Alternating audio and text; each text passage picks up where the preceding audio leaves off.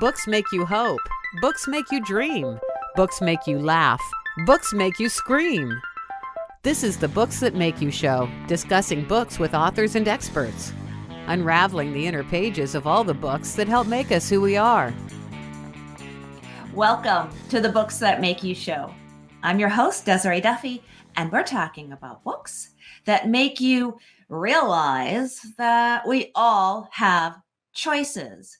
None of us have to settle, and we can all find a path to healing. And we can do that through suspense, romance. That's the great thing about books, right? Often genre fiction can take us to and can speak to us in powerful ways and also entertain us at the same time. They can teach us and help us explore different possibilities as we see the world through the eyes of a protagonist and imagine ourselves solving their problems as a way to confront our own problems. Our guest today is the award-winning author Tina Hogan Grant. She writes suspense romance, stories with strong female characters who know what they want and aren't afraid to go chasing after it. Now, her debut novel was called Reckless Beginnings, and that took her on a path of writing about the importance of family and family values. In her books, she likes to dive into her characters' personalities and actions and discover why they act the way they do. Healing plays a big role in her books, and her latest is called Secrets Told, and that one is no exception. In it, we have a heartwarming story about self-discovery and, of course, the shocking secret of the protagonist. Ooh, I got to find out more. Tina, hello. Welcome to the show. Hi, Desiree. Thank you for having me. And thank you for that fantastic intro. Oh, well, thank you for being so fantastic and writing books that are just so, there's so much that we can unpack with this. And I love the fact that you have these overarching themes that goes through your writing when we talk about healing and overcoming obstacles and not settling. You know, that's a biggie. So I want to get into that. But first, you got me hooked. I know you can't give anything away, Right. but can you tell us a little bit about this shocking secret of your protagonist, Patricia Levenick, in your Patricia latest Levenick. book? She is the protagonist. She is a high-end lawyer in Upper East End Manhattan. She's divorced. Bryce is her ex-husband. He left the demons of New York City that was choking him and moved to Connecticut and started a dairy farm. And there's reasons why he went into farming from being in New York, and you'll discover all that in the book. But Patricia receives a letter, and this letter brings up her past of over 20 years ago that she has never spoken to anyone, including her daughters or Bryce. Bryce and Patricia still have a relationship because they have daughters together. And he was doing her a favor and discovered this letter. Bryce is insisting on answers because he feels that not only him as the father of his children, but the daughters need to have a right to know about the mother's history. So this takes you on a journey, Patricia's journey of self-discovery. She returns to her past, but when she returns, it just opens up lies, deceit, and someone that has been close to her, she realizes has been a mistake. So throughout the book, you find out what this secret is. But the big question is, after unrooting her past and finding all these lies, deceit, and also some truths, is she going to be able to return to her life in New York City? Love it. Love it. And the other thing about this book, I just want to add too, when I wrote this book, I was bragging that it was a standalone. As you know, I've written all series, trilogies. Oh, I wrote my first standalone. This is going to be exciting. No, it's a series. Oh, good. Well, that's good to know, because once we fall in love with a protagonist and we start to unpack her secrets like this, following her on other journeys is going to be so tantalizing. Well, actually, it's a series called the Secrets series, but they're all standalones within the series. Ooh. You don't have to read the books in order. You can just pick up book 2, book 3 when I've written them. But each book, the protagonist holds a surprising secret. And that's how the books are connected, because there's a surprising secret in each book. So that's I why. love it. Yeah. So they will be standalones, but within the secret series. So it's a thematic type of, Correct. Yes. yeah, Correct. yeah. So what is it about secrets then? What is it about, because we automatically perk up, don't we? Mhm. Ooh, somebody, if you hear somebody whispering and they say something to the effect, Right. I've got a secret, you're like, there. Are you going to tell me? Are you going to tell me? What started me with this book, I mean, it started because I watched a documentary on Alaska. Part of this book takes place in Alaska, and that's what inspired this whole book. But as you mentioned in the intro, I like to dive into characters' actions, why they act the way they do, why they have the personality they do. And it's all based upon, a lot of it, through our past. When I wrote Reckless Beginnings, it was because of what I had gone through and the healing I had to go through. But it was also very therapeutic to write that book, because I understood myself so much better. When I started Secrets Told, I knew, for whatever reason, Patricia had this secret. And that's what wanted me to continue writing the book. And I just love diving into a character, unpeeling the layers of an onion, as you say. Why does Patricia act this way? Why is she this kind of mother to her daughters? And her husband is completely the opposite. And both their pasts in the book would tell you why Bryce is this way with his daughters, why Patricia acts uptight with her daughters and wants just the best for her daughters, like piano lessons, violin lessons. Bryce is more laid back, lives on a farm, wants his daughters to get dirty, play in the mud, go fishing. And there's a reason for that. So writing this book is also a healing path for Patricia, because of the past that she experienced. And for me, I just love writing these kinds of books, because we all have a history, and we can either learn by that history, or we can just stay the way we are, whether we're happy or not, and just accept it. For me, I prefer to be the best I can possibly be. And if it means changing my path, changing my habits, then that's what I'm going to do. But I also want to know, why am I acting this way? There's a reason why I have this chip on my shoulder, or I don't like this, I don't like that. What can I do to change? And these books that I'm writing, you follow the journey of someone probably doing a 360 in life. And that is very much what you have done with your own life. And you told me, Tina, that you are an open book, so to speak. Yes.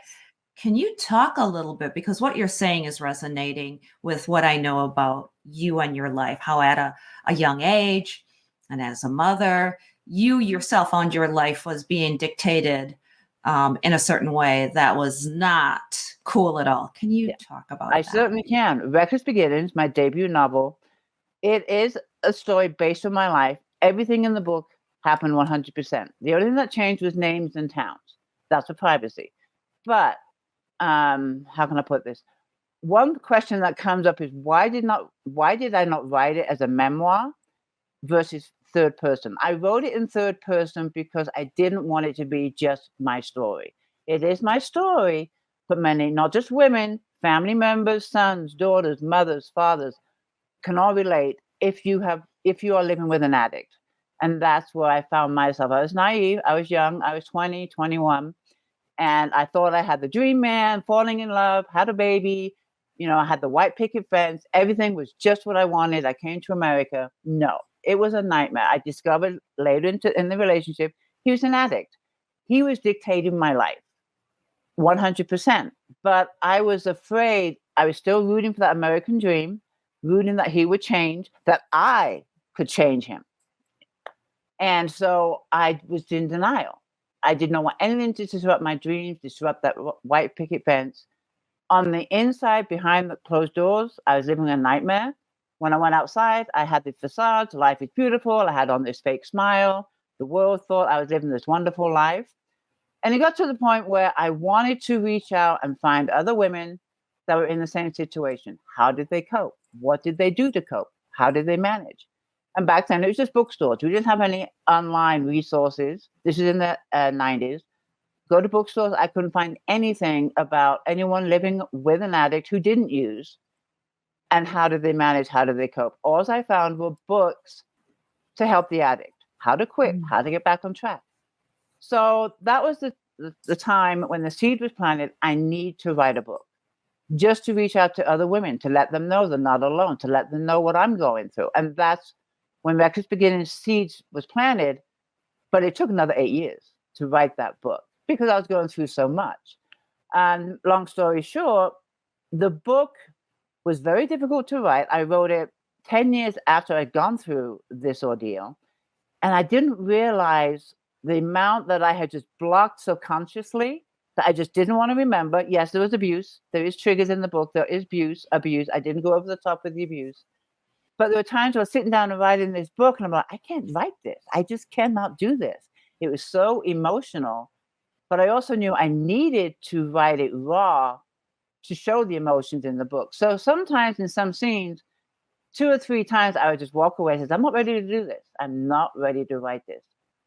But it was very therapeutic in the sense that I understand now why I was afraid to make change. And it was basically fear.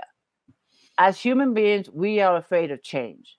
And during that time, I was just settling, which is why I use that phrase. We either choose to settle or we do something about it and make changes.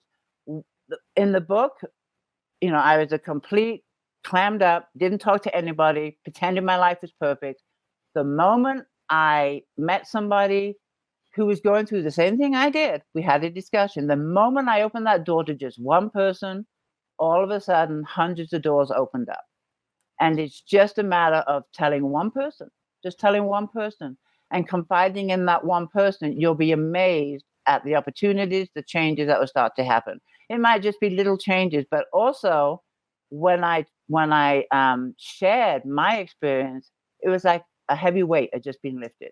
All this stuff that I've been holding inside was like, I finally opened up a door.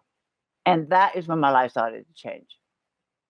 And to your point, letting go of fear, because it just cements so many people in place. Yeah. And if they feel there is nobody else out there who can help, nobody who's shared that experience, nothing to do, like you, it makes you want to just close up. So what do you have to say to somebody right now, listening or watching, who might be holding on to their own fear? What do you want to say to them? Number one, face it head on.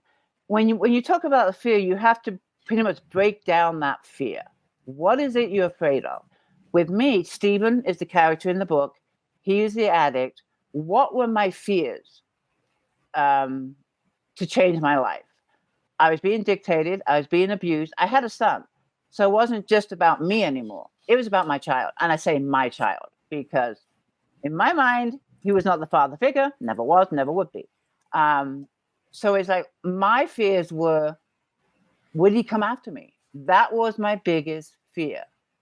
And the consequences if I left, because in my mind, he was a violent person. If I took that leap and left, the fear was, would he come after me and what would he be capable of doing? That was my bottom line fear. My other fear was, am I able to be a single mother raising a child alone? I knew that answer right away. Of course I am. I am right now. Even though I'm with him, he's not contributing as a father. So I'm already established that fear. I am a single mother living with this person, but I'm the one raising him. I'm the one supporting him. I'm the one taking care of him 100%. So that's a fear that is just up here. I'm a single mother already. But the fear of him coming after me was my biggest fear. And I ended up reaching out for people, for help. And that is what you have to do. If you want to make a change in your life, you've got to find that support. If you have these fears, whether it be someone coming after you, whether it be you're not capable of making a change, reach out to maybe just 1, 2, 3 people, even just one, and just say, I want to do this, but I need support. Whether it be just verbal support, like, can I pick up the phone? Anytime I have doubts, I have fears, I'm scared, have someone on your support team. That support team will grow from 1 person to probably 3 or 4, not through gossip, but through that support person saying, hey, I had this person, they can help you. When I left Stephen, my support team was my place of work.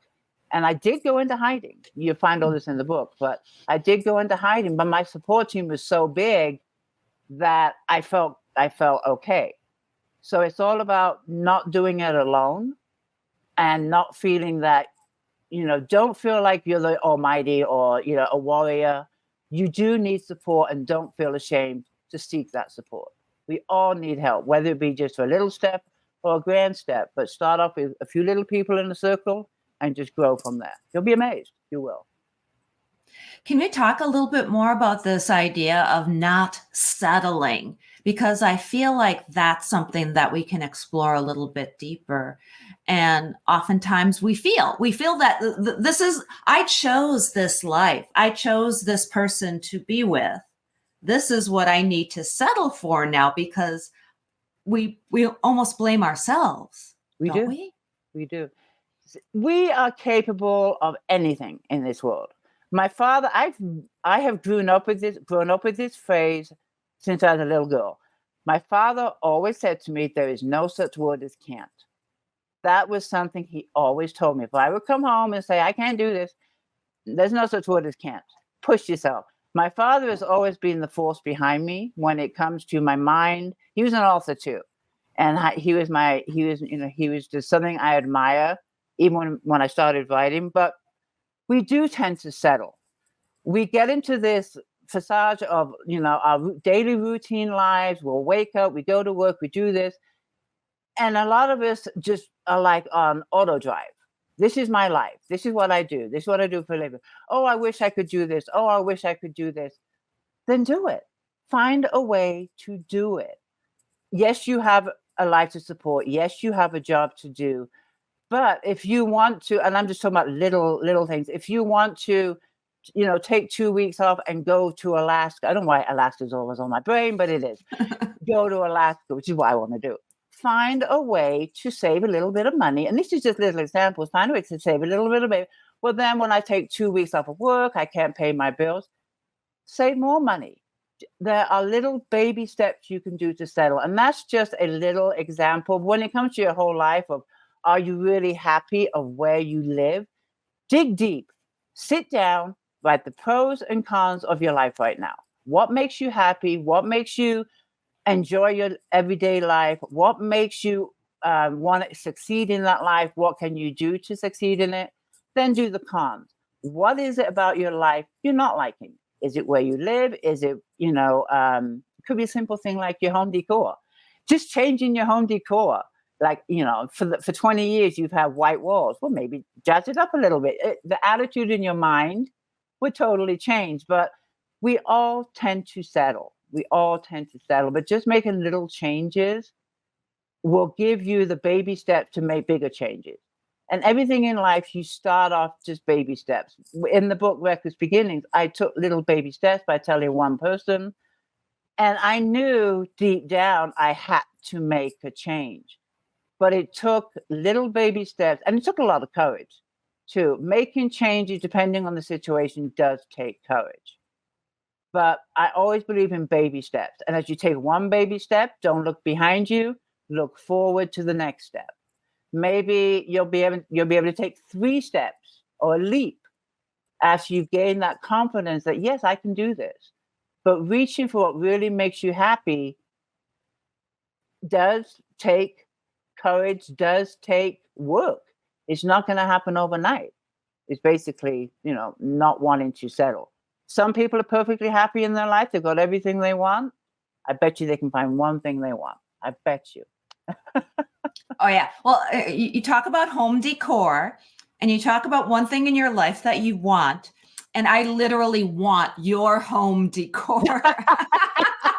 This took a lot of work. It is so beautiful. I know we have some people who are just listening to the show, but if you get a chance, check it out on YouTube, because Tina's background, the ceiling and the woodwork, and you built that too. We built it. Me and my husband built this house from the ground up with our bare hands. And I have to say, when we were building this house, I was also going through cancer, radiation, and chemotherapy. So for me, building this house was also therapeutic. I find a lot of things that I do, for whatever reason, are therapeutic, but building this house, we built it at the time when I needed it the most. I needed to escape from what I was going through health issue wise. But yeah, we are so proud of this house.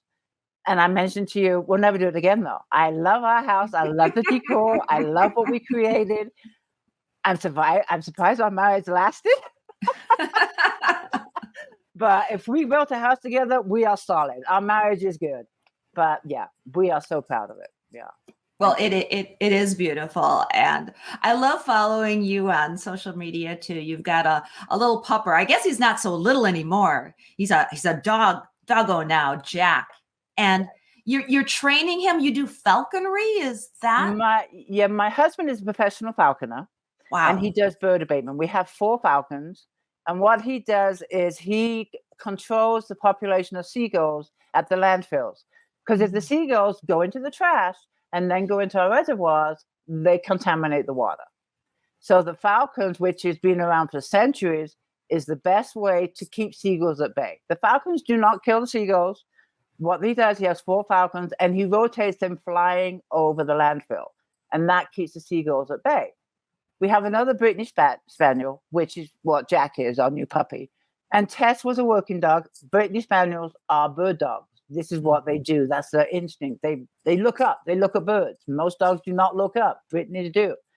And Tess would go to work with Gordon, my husband, and she had a teamwork with the falcons to keep the seagulls at bay, flushing them off the ground up to the falcons. The falcons would then push them out of the landfill. Tess was great for 6 or 7 years, and then she had a seizure. Mm-hmm. After that, because of safety reasons, she's around big equipment. We could not rely on her, to be a force at work for Gordon. She's great. No, she's great. She's 15 years old. She's doing good, but she is retired. We also had a Jack Russell, who we sadly lost about 4 months ago. But at the time, we're like, we're not having 3 dogs. We are not getting another bird dog. I can't have 3 dogs. And we knew when one of our dogs passes, we would get another dog and start training it for falconry. And now we have Jack. Right now, Jack is not trainable for falconry. He is 6 months old and everything is a game. So when he matures a little bit and starts listening better, then yes, he will be hopefully the next falconry dog. But right now we're teaching the basics: sit, stay, come, all that stuff. But when it comes to the birds, we got a little ways to go. I hear you. Well, Jack is definitely a delight to watch on social media, and your books as well. Back to the books are a delight as well. So, okay. Tell people a little bit more about the how you interweave family and family values into your writing as well, if you would. Again, back to Reckless Beginnings. For me, family has always played, I think for a lot of people, of course, family has played a major role in my life. To me, that is my heart. That is my core. That is what keeps me going, is family, close-knit. In Reckless Beginnings, I was so distanced from my family, not just my son and myself, being away from the biological father, but I was in America, young. My mother was in England. My sister was in England. I had a sister in Colorado. And we were just out of touch. And books in the trilogy talk about that. Better Endings is book 2 and The Reunions is book 3. But my books tend to focus around family because it's so important to me. And how being distant from my family, being not close to my family for many years, just wanted me to just write and focus about family and why families become distant, why there is conflict in families, how can they heal, how can the family be brought back together. And for me, that tends to focus in all my writing because it's what happened to me. Through Reckless Beginnings, I grew and I discovered the importance of family. So writing about it and just peeling away those layers and the force family has behind you on everything you do in life, everything you do. And I found my genre just through writing Reckless Beginnings. I do, as you mentioned, write romantic suspense. But again, a lot of the themes focuses on family and friends. Mm-hmm. And why, like in Claire, there's a reason why Claire is so quiet, reserved. And it's because of her past with her family. There's a reason why Jill is a snobby and I wouldn't say sarcastic, a brat. I mean, when I started writing about Jill, I didn't like this person. I just didn't like her. And I'm like, why is Jill the way she is? This is someone I would never want to be around. She just rubs me the wrong way. And when I was writing her story, it all made sense. So again, in all my books, even though they're romantic suspense, I always dive into why is Jill a brat? Why is she a snob? Why is Claire, reserved? And it's the family. And I always bring their background. I always bring their history into the books and tell the reader, this is why you don't like Jill. Right. And then you do such a great job with the character development too, because it's so true. We can start out not liking a character. Mm-hmm. A lot of times the antagonist is who we don't like, the villain, right? They're evil, Mm-hmm. they're mean, they're whatever. But then when you unpack that and realize underneath there's a reason. Everybody in your life, in real life, as well as the fictional world, act the way they do. They do. And I'm just fascinated by it. I really am. And it's funny you say that someone would not like somebody in the beginning of the book. I actually asked my readers a question when I first started writing Secrets Told. I'm not sure if you know, but I never plot my books. I tried plotting a book once. It was Eve, book 2 in the Sabella series. And I had this all plotted out the way I wanted to go. And it totally went in the opposite direction. I had no say in it whatsoever. As crazy as it sounds, Eve told me I would never do this. You're totally wrong. You're not reading me right. This is how the story is going to go. And I followed Eve's lead. And it was perfect. It now made sense because Eve told me her history. Again, This is why it went that way. So now I do not plot any of my books. I just sit down and I wait for the characters to tell me their story. Patricia is the first person that popped into my head with Secrets Told. And I'm like, oh, who's this girl? I want to, who is she? And I started listening to her, started writing. And to be honest, I'm like, who is this B-I-T-T-H? I'm like, why am I going to be writing about this woman? When I first started writing about her, I'm like, oh my God, my readers are going to hate her. The first chapter of Secrets Told is like, what? And I actually asked my readers when I went live one day, I said, I got to ask you a question. I'm writing my new book, Secrets Told. But to be honest, I'm not liking the protagonist. I as the author, I'm not liking her. What do you think if you picked up a book, the first couple of chapters, your first thought about the protagonist is you don't like her. She's a, B-I-T-C-H. Would you continue to read? I need to know. I'm going to continue writing the book because I want to know what's going on with Patricia. They all said, oh yeah, we'll read it. Oh yeah. And so that kind of, grew my comment. Okay, all right, Patricia, you've got the floor. Let's see what you got to tell me. But it was the first time that I wrote a book and I just didn't like this character. And I needed to ask my readers. So yeah, that is true. That's hilarious. And you have such a great rapport with your readers too. I mean, you have a great presence on social media, and they really respond to you. You're a podcast host as well. Can you really quickly tell us about your show? It's called A Cup and Anata because me being British, I wanted, to bring in the British side of me. And in England, when you sit down and have a chat, it's always with a cup of tea. And we always say Anata for a chat. But it's something I started about 3 years ago. And like yourself, I just love meeting new authors, discovering new books, and just get into the head of other authors. I love I'm a writer, and I just like to get into the head, and I love hearing the stories of how they began to write, what inspires them to write, what inspires their stories, and it's just connecting. I'm an indie author, and I love supporting other indie authors. The book community is huge. I had no idea how huge it was until I started doing this podcast and getting a base on Facebook and other social media platforms. But the support around everybody, we're not in competition with everybody. You write a book, I write a book, let's support each other.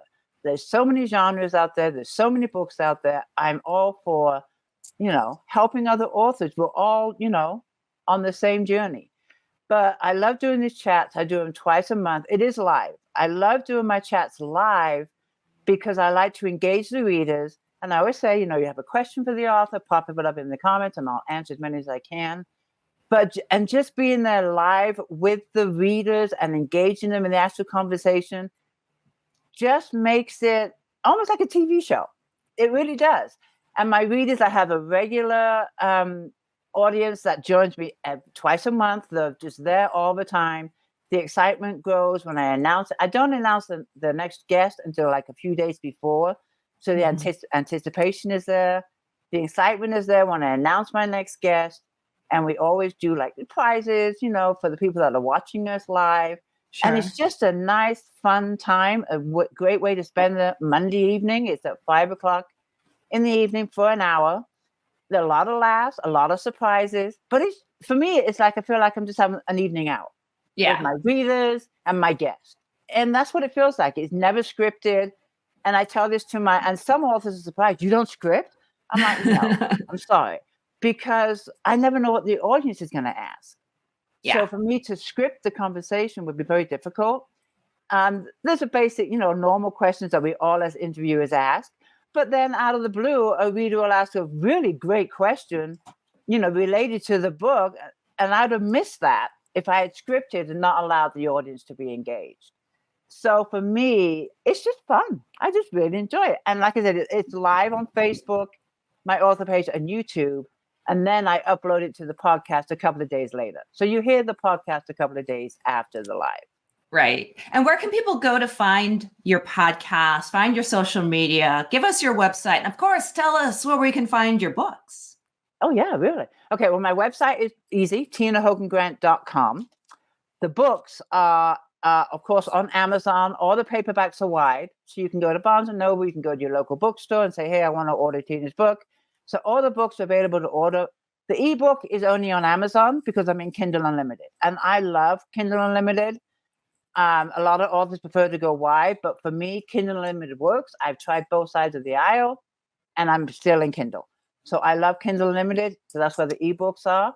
As far as the podcasts go, anywhere you listen to your podcast, whether it be Apple Podcasts, Spotify, iHeartRadio, punch in Tina Hogan Grant or punch in Cuppa and Anata, it should come right up. So just under search, you will find it. What was the other question? My link, Tina Hogan Grant. And then on Facebook, you can find me on my author page, Tina Hogan Grant Author. My reading group, which I absolutely, the reading group on Facebook, which is called Read More Books. This is what I call my base. This is where I just connect with my readers. I'm in my group every single day.